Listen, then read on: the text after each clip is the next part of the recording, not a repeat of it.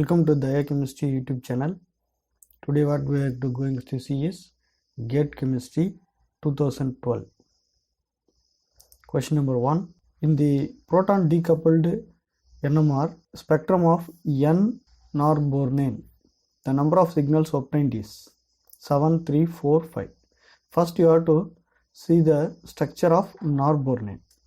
Here in norbornane there are three types of carbon atoms: A, B and C. So there are three types of carbon atoms. These three types of carbon atoms gives three different signals. It contains carbons of three types which gives three signals. Hence proton decoupling gives three signals in C13 NMR.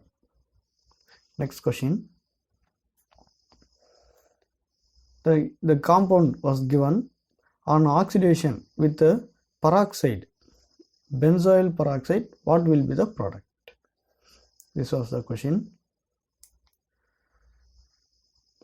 Here you see benzoyl peroxide PHCOO2, which gives on decomposition gives pH radical, phenyl radical and carbon dioxide. This phenyl radical, this phenyl radical combines with oxygen gives PHOO radical. This PHOO radical abstracts one proton from cumene to give another carbon radical, and this carbon radical reacts with oxygen to give cumene hydroperoxide, free radical. This cumene hydroperoxide free radical abstract one proton from cumene to give COOH,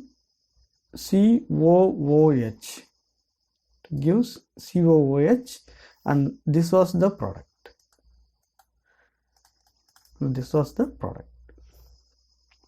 You see here, and C is correct, and C is the product. Next question.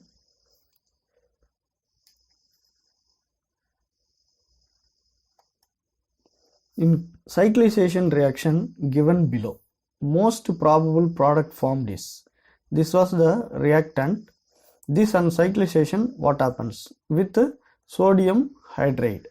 Here you see this, you take this reactant, on reacting with NaOH, there are two possibilities of removal of hydrogen. This hydrogen can be removed and this hydrogen can be removed, and bromine can be eliminated to form cyclization. First, if you remove this proton, here you will get this type 1 reactant. If you remove this bromine, now the cyclization occurs to give three-membered ring. So this was the compound, and if you remove this hydrogen, you will get this compound. This on cyclization, on removing bromine, elimination of bromine atom, you will get this four-membered ring. This is a four-membered ring. Here you see, from among this, which is more stable, means the three-membered ring is more stable. The three-membered ring is more stable than four-membered ring. The four-membered ring is less stable. Hence, on this given option, this is a four-membered ring, this is less stable.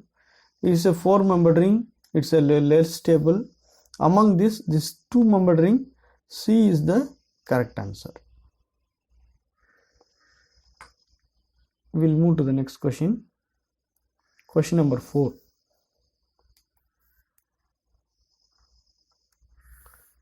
Delta y and delta py in uncertainty coordinate moment of a particle respectively according to uncertainty principle delta y and delta py is. You have to remember the uncertainty principle. H dash equal to h by 2 pi is h is a Planck's constant. According to Heisenberg uncertainty principle, delta y is an uncertainty in position and delta p is the uncertainty in momentum, which is greater than or equal to h by 4 pi. This h by 4 pi can be given as h dash by 2, and hence here D is the correct answer. Next question. The average length of typical alpha helix comprised of 10 amino acid is. Alpha helix structure, here you see in alpha helix structure 3.6 amino acids are present in one turn, covering the distance of 5.4 Armstrong unit. For 10 amino acid, it's 10 by 3.6 turn, and they are asking for the average length. So the average length of alpha helix is given as 1 into 10 into 5.4 divided by 3.6. So it is 15 Armstrong unit. Average length is 15 Armstrong unit for alpha helix comprised for 10 amino acid. You can calculate for any number of amino acids given. So this is the formula. Next question. The number of thymine residues in 5000 kb DNA containing 23% guanine residue. You know the DNA comprises of adenine, 4 units. One is adenine, another one is thymine, another one is cytosine, and another one is guanine. These 4 units are comprised and adding this 4 unit A, T, C, G equal to 100 total percentage, and they are given adenine is 23%. Adenine is given as 23%. Sorry, guanine is given as 23%, and guanine is equal to cytosine and A is equal to T. Hence, guanine and cytosine is 23%. And you take adenine and thymine percentage as X. So you will get 2x equal to 100 minus 46, x equal to 27%. So 27 of 5000 kb is 27.75. That is 31.35 into 10 power 6. Answer is C. Next question. Show below is a Hammett plot obtained for the reaction. Here 2 equations were given and a Hammett plot was given, which was in a parabolic form, so in a curved form. The change in slope of the plot indicates that reaction does not follow linear free energy relationship. Electrons are being withdrawn from transition state in the mechanism. Electrons are being donated to the transition state in the mechanism. Mechanism of the reaction is changing. So here you see Hammett plot is generally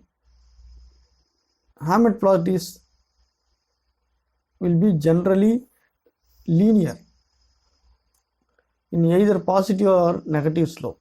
The non-linear in the Hammett plot shows that substituent affects the rate of the reaction or changes the rate determining step or reaction mechanism of the reaction.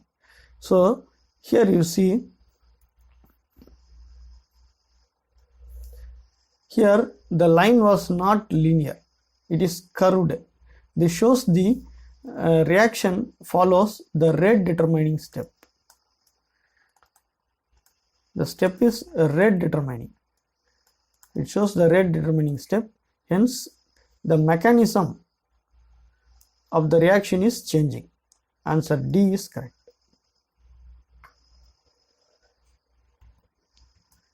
Question number 8. The ratio of relative intensity of the two molecular ion peaks of methyl bromide CH3Br in the mass spectrum.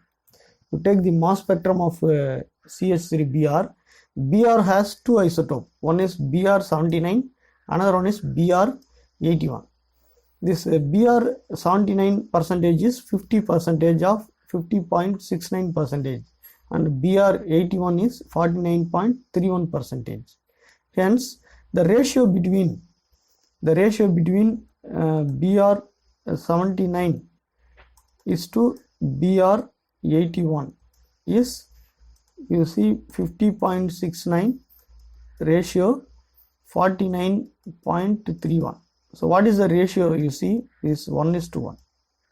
Ratio is 1:1. Hence, answer C is correct.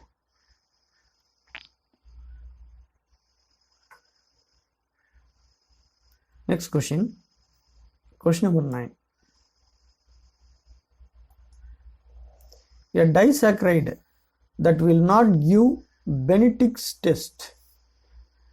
If you add Benedict's reagents to the substrate, it will not give a ozone. That is, there is no change in color. Benedict test means if the Benedict solution is blue in color, if a glucose, that is, if a disaccharide, if a carbohydrate changes the color of the Benedict solution, it is called Benedict test. And here you see maltose gives Benedict's test, lactose gives Benedict's test, cellobiose gives Benedict's test, whereas sucrose does not gives Benedict test and does not form ozone, because due to glycidic linkage present in the sucrose. Sucrose comprises of two molecules, that is, one is glucose and another one is fructose.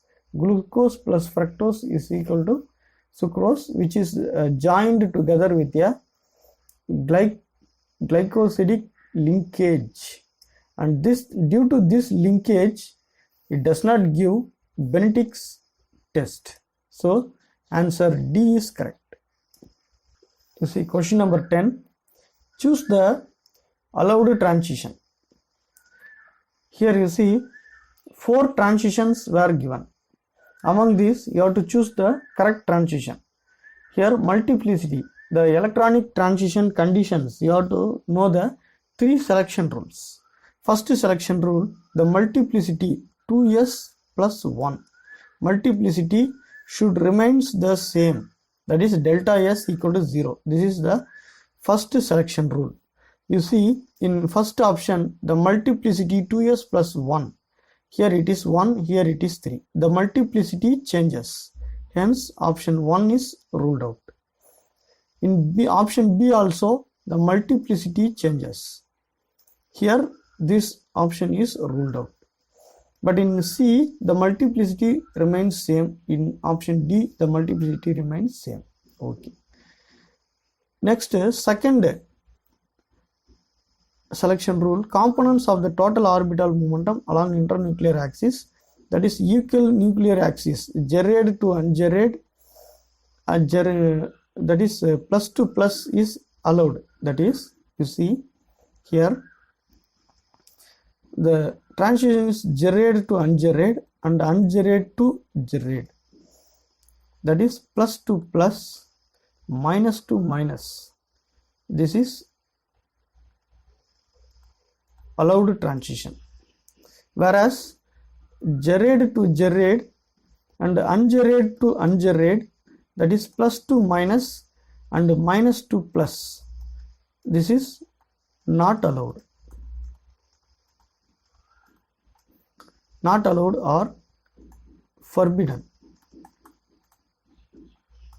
Forbidden transition. You see in option C, this is plus, this is plus. Transition plus to plus is allowed transition.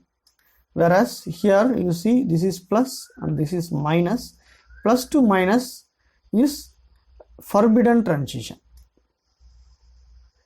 So option C is correct, is the allowed transition, whereas other options are forbidden transition. Next question.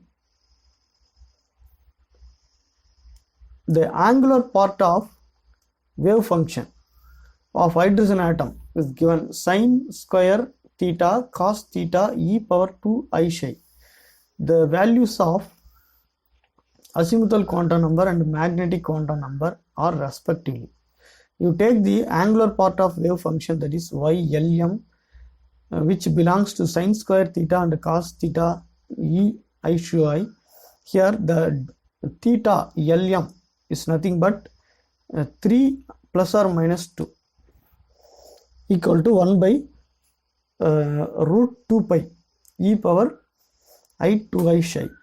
So here L equal to 3 and M equal to 2. Option C is correct. L equal to 3 is an F orbital. Next question. 12. What they are given is psi x c and psi z c denotes the wave function. They have given two wave function, that is 2px orbital and 2pz orbital. Two wave functions are given for carbon atom respectively, and similarly psi x and psi z for 2px and 2pz orbital of oxygen atom. Here carbon and oxygen atom, they have given the wave functions respectively. If C1 and C2 are constant for linear combination of orbitals in carbon monoxide molecule along the orientation of z-axis, according to the molecular orbital theory, pi bonding molecular orbital which has the wave function is given by. Listen, in carbon monoxide molecule, the orientation is along z-axis. If you take the axis z-axis, this is x-axis and this is y-axis. Along this axis, the orientation occurs along z-axis by combination of orbitals in formation to sigma bonding. While combination either pi x and pi y results in formation of pi bonding. That is,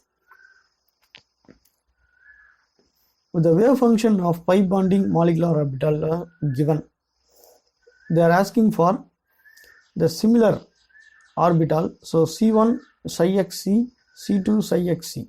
For this same orbital combination, they are asking for pi bonding molecular orbital. Pi bonding molecular orbital, answer D is correct. If it is psi x and psi z, then it forms sigma bond. Here psi x and psi x, it gives pi bond. They are asking for pi bond. If they are asking for sigma bonding means, then option B will be the correct answer. Okay, we will move to the next question.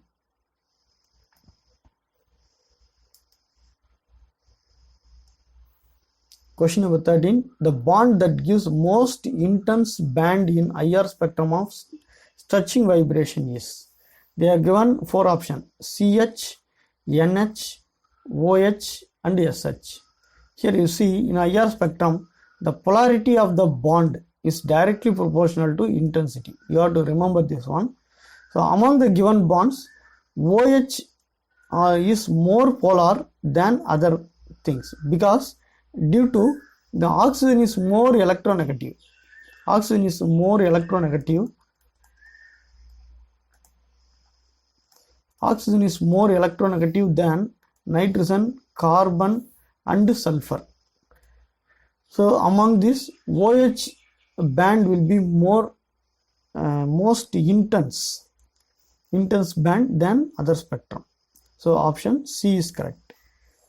Next question. If Xa and Xb are respectively the mole fraction of A and B in an ideal solution of two components T and Tb, is the fusion temperature. The fusion temperature TATB is given. Mole fraction Xa Xb is given for a pure compound A and B. So what is the representation? Here you see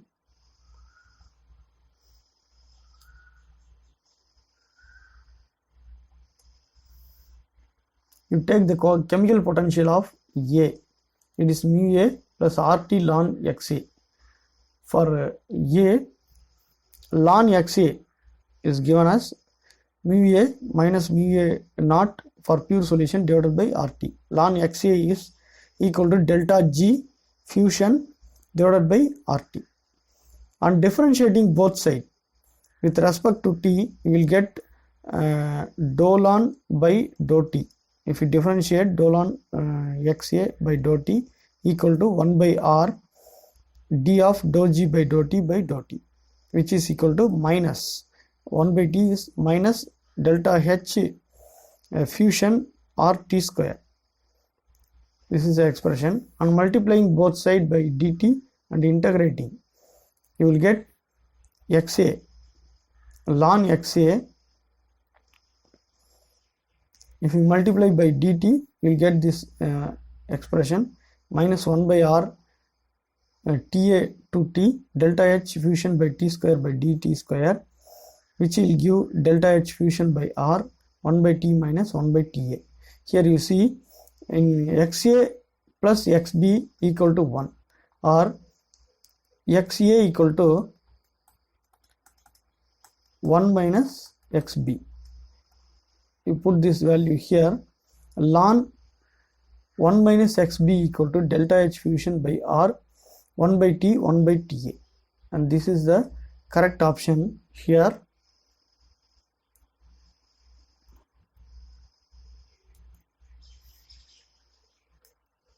Here you see the option given.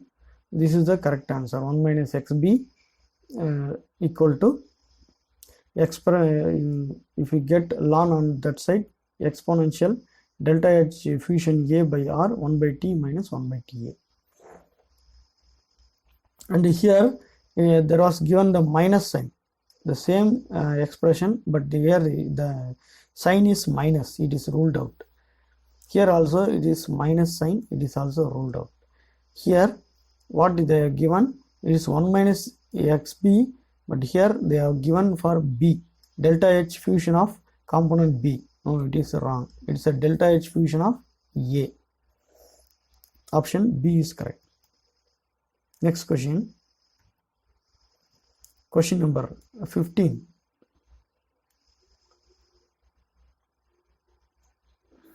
For a reaction of the type involving two steps given below, they are given two steps. G, this is a reversible reaction, gives 2H. G plus H gives P. This is an irreversible reaction. Assume that first step attains equilibrium rapidly. The rate of formation of product P is proportional to. Here first you take in the first step Kc, equilibrium constant Kc is given as product by reactant. Concentration of product by concentration of reactant. That is H square divided by G. H square by G. This H square is equal to Kc into G. If you remove this square, you will get delta H equal to square root of Kc into square root of G. You keep this one, and in second step similarly the formation of product P is given as dP by dt, which is equal to K1 into G into H, that is reactant, concentration of reactant. You put the value of this H here, you put the value here, substituting this in equation, you will get Kc root G root and K1 into G. Here it is 1, this 1 plus 1.5, it is G 3 by 2. This K into K1, this is nothing but K dash. So it is, if you remove proportional, if you add proportionality, dP by dt is directly proportional to G 3 by 2. Answer D is correct. We will meet in the next video. Thank you.